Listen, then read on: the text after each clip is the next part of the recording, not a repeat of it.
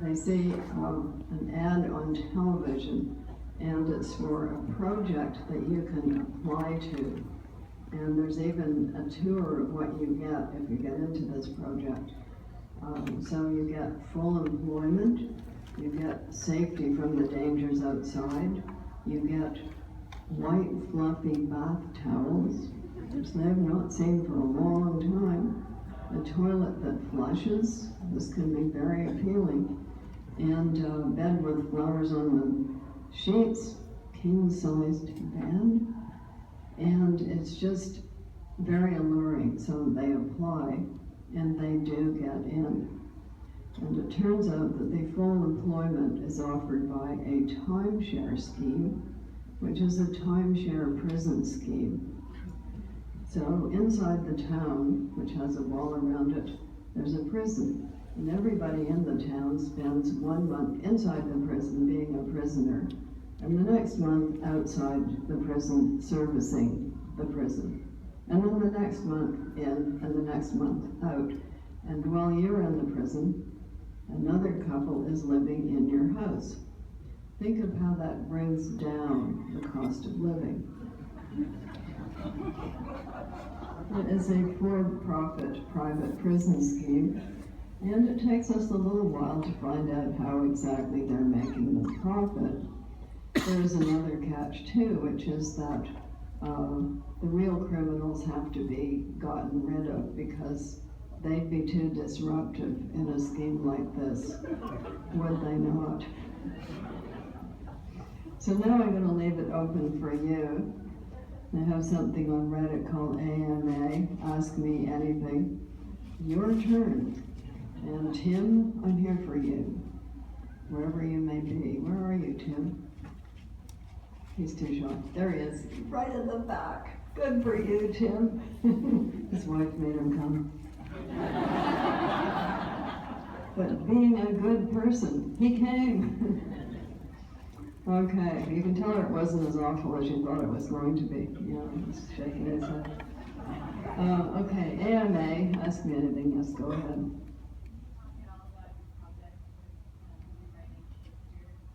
Okay. Can I talk about the Hogarth Shakespeare project, which is, no, not rewriting Shakespeare. We would never, ever do such a thing. So the Hogarth Press in England, which is the press founded by Virginia and Leonard Woolf, but now owned, like everything else in the world, by Penguin Random,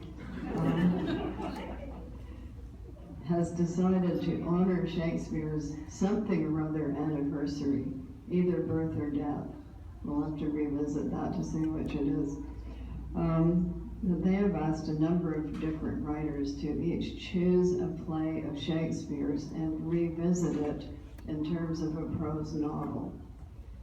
And it is just launched with Jeanette Winterson's book called A Gap in Time, which is a revisitation of A Winter's Tale. So she did a really good job of it, I believe. So mine is The Tempest, and it will come out next fall. And you got to choose your own play, by the way. Joan Nesbo is doing Macbeth, very suitable. And Edward St. Aubyn is doing Lear, a weird family drama, because he writes about a weird family drama, namely his. And if you go onto the Shakespeare Project, Hogarth Library Shakespeare Project, you can see all of the other ones and what they're doing.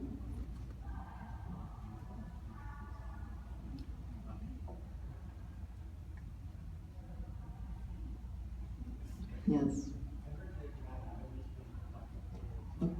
Yes. Yes. Yes. The question is, the Mad Adam series, consisting of Oryx and Crake, Year of the Flood, and Mad Adam, is indeed, rumor has not lied, it is indeed being adapted for a television series by Darren Aronofsky and his team called Protozoa and HBO. So these things go in stages, as we know, but sort of a barrel race, you know.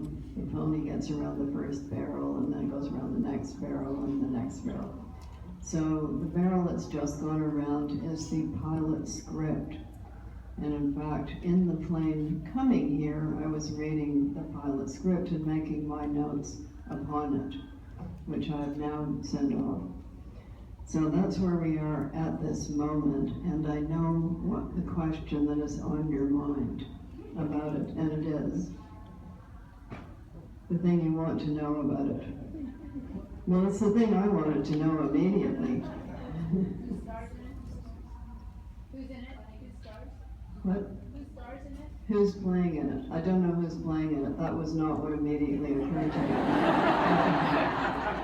But the website Book Riot did a post in which they proposed the whole cast.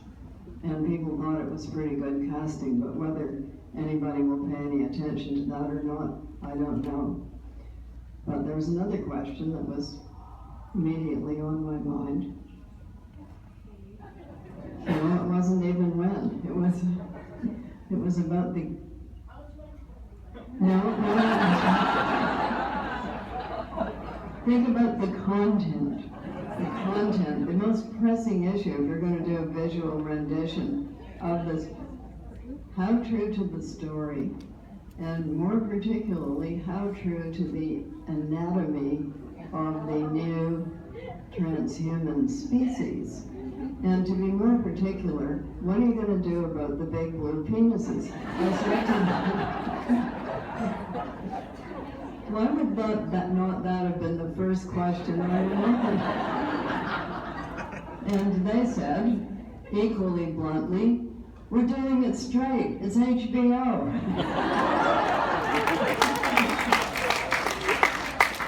That gave me confidence in them. Yes. Have I ever seen the inside of a prisoner jail? Yes. Have I ever seen the inside of a prisoner jail with actual people in it?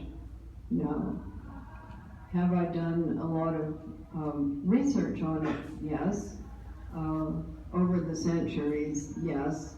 And have I written a novel in which the first penitentiary built in Canada features largely because the real life person that I was writing about was in it? Yes. So there is a wide variety, and there has been a wide variety of attitudes towards prisons, and there has been a wide variety of money-making schemes associated with prisons, including North Carolina and Australia, and a couple of them in the United States right now. It's always a bit of a problem if your enterprise that you're making money out of depends on having prisoners. You have a vested interest in creating more of them, do you not? That's why I'm suspicious of them.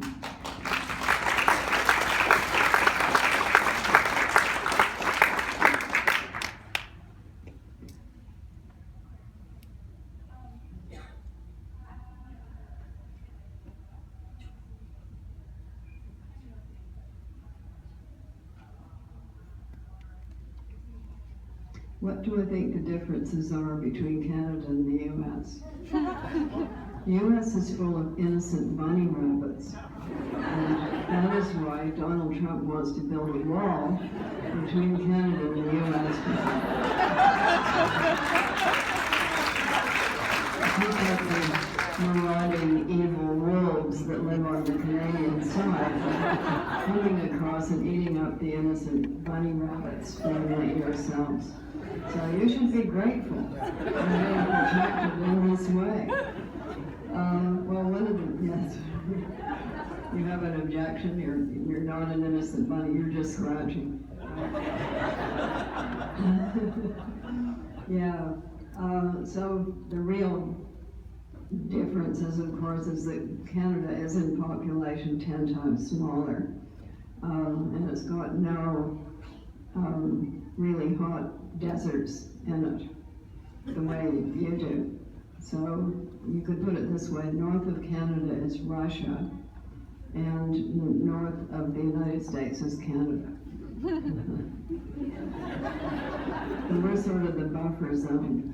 And we were treated that way during the Cold War. Have you ever heard of the DEW line? It was the distance early warning line.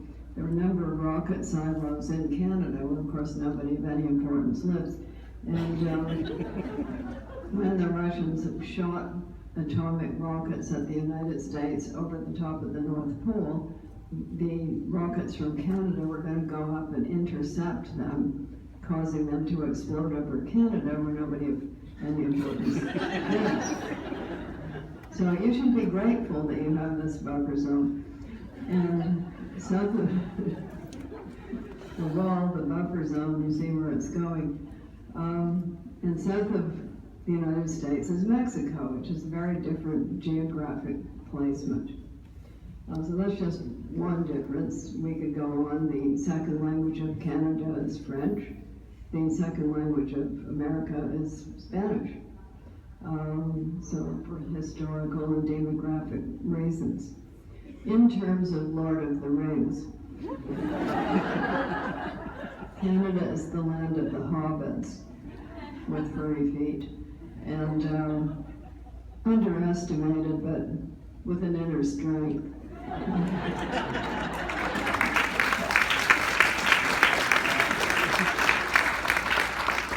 And the United States is where they're constantly facing off against Mordor. There's always a Mordor somewhere in the works. And sometimes that eye of Mordor looking at you is actually you, but what can we do about that? So we could go on in this manner for some time. Does that help at all? If you want to go picking mushrooms in the woods, come with me. In fact, if you want to go into the woods, come with me. You may not come out again, but yes, back there. Mine is not a question, mine is a thank you. Nearly 30 years ago, a class of students in Seattle, Washington, read The Handmaid's Tale as part of their English assignment and wrote letters to she's still alive author, Margaret Atwood, who graciously responded, and I would like to thank you for that. That was a marvelous gift for my students that I still carry with me. So Well, thank you.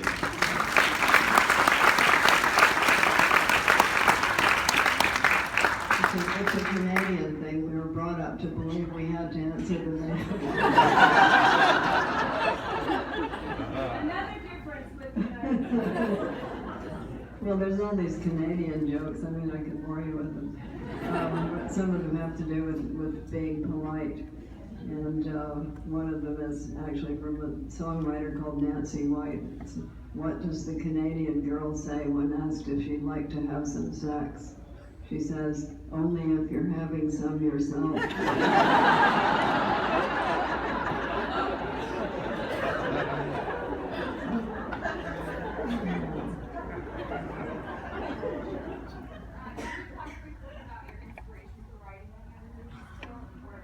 My inspiration for writing The Handmaid's Tale.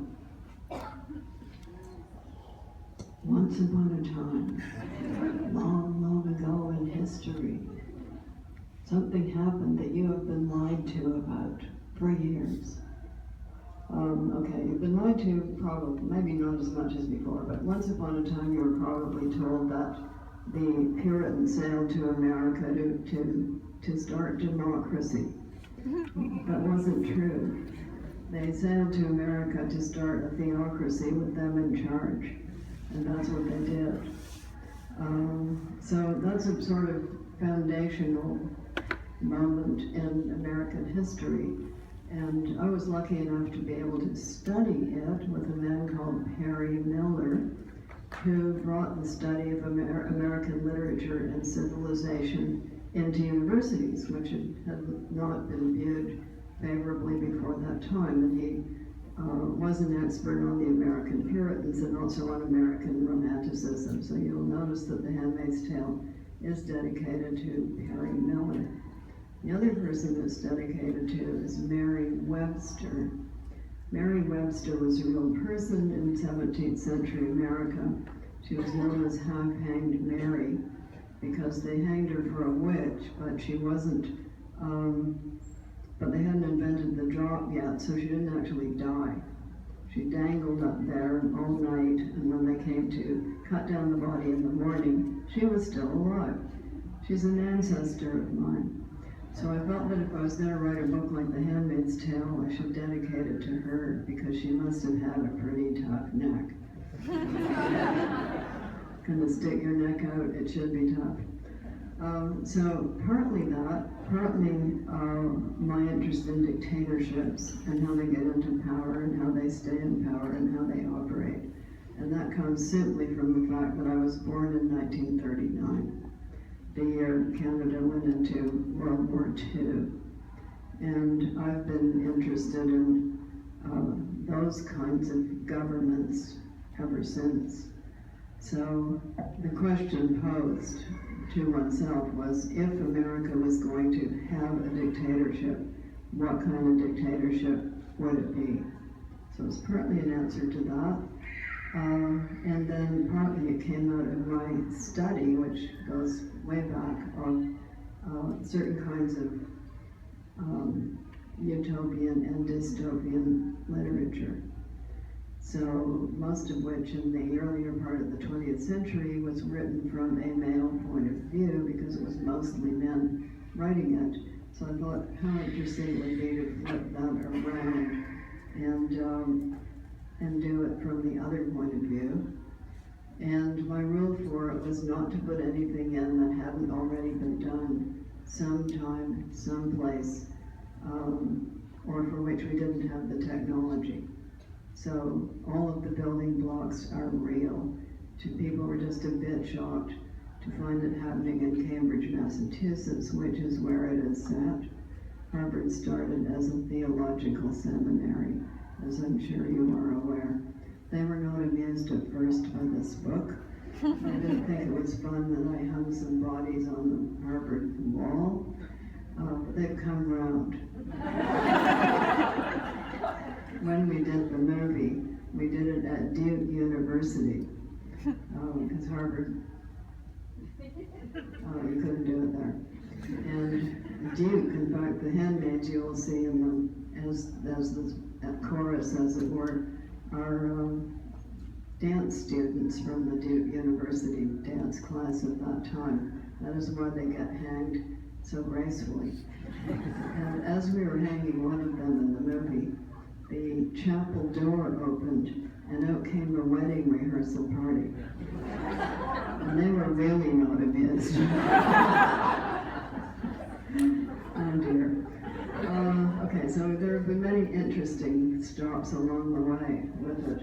It has now been an opera, a movie, a ballet, a play on numerous occasions, and now it's going to be a graphic novel. And that will come out in 2017. So lots of iterations. Why are people so into it? I think because you don't have to go very far back in Western history to find all of those things still in place. People think, well, it must be the Middle East, or Afghanistan or something. And it's true that I've been to Afghanistan.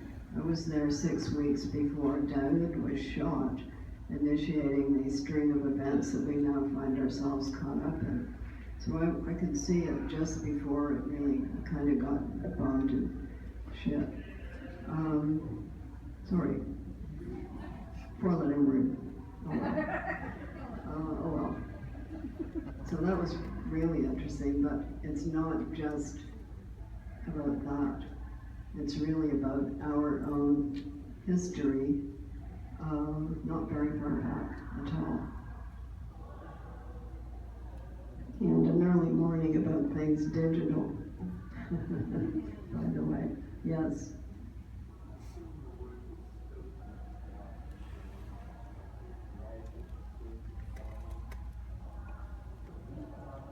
Okay, so the question is, He's saying the word dystopian a lot these days, and there seems to be a rash of them.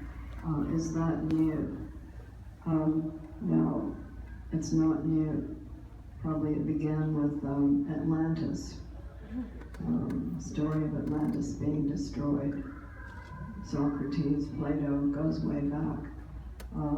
Actually, the book of Revelations is pretty dystopian as far as that goes. And quite a number of modern ones have got much the same kind of stuff in them. So it's not a new story pattern. It is new in the last 10, 15 years to have so many of them. The 19th century was filled with utopias, lots and lots and lots of them, most of them forgotten by now, partly because a lot of them are pretty badly written. Would you like to hear about any of them? One of them is pretty interesting. It's called The Coming Age. It's by Bulwer Lytton. And in that one, he falls down a hole while crawling around in a cave, as one does. While cave exploring, he falls down a hole, finds himself in an underground world, lit by indirect lighting. The people are much more advanced than we are. They have a rational manner of approaching life. The men are actually smaller than the women. And therefore, if the women are mean to them, they fly away from them. So the women have to be quite nice to them. These people don't have organic wings, but they've got wing apparatuses that they can inflate and go flying with.